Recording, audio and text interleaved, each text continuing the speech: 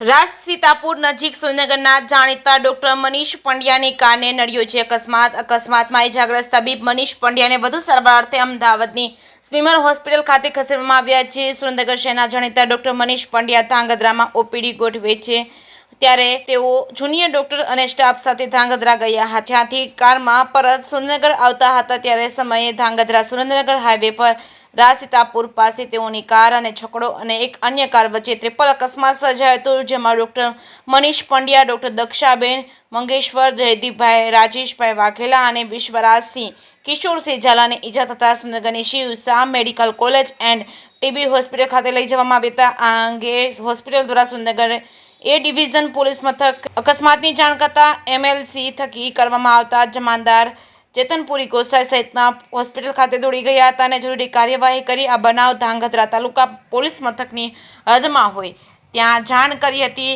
બીજી તરફ શહેરના નામાંકિત ડોક્ટરને અકસ્માત નડ્યાના સમાચાર મળતા બોડી સંખ્યામાં ડોક્ટર અને તબીબ ક્ષેત્રે જોડાયેલા લોકો હોસ્પિટલ અને તેમની ખબર અંતર પૂછવા દોડી ગયા હતા। મળતી વિગત મુજબ ડોક્ટર મનીષ પંડ્યાને થોડી વધુ ઈજા થઈ હોવાનું અને જુનિયર ડોક્ટર સહિત અન્ય 3ને સામાન્ય ઈજા થઈ હોવાનું સામે આવ્યું છે। સુરેન્દ્રનગરના જાણીતા તબીબ મનીષ પંડ્યાની હાલત અત્યારે સારી છે, તેઓને અને હાલ અમદાવાદ સ્મીમર હોસ્પિટલ ખાતે દાખલ કરવામાં આવ્યા છે। જે કે ગુજરાતી સાથે મહેશ ઉતરિયા, સુરેન્દ્રનગર।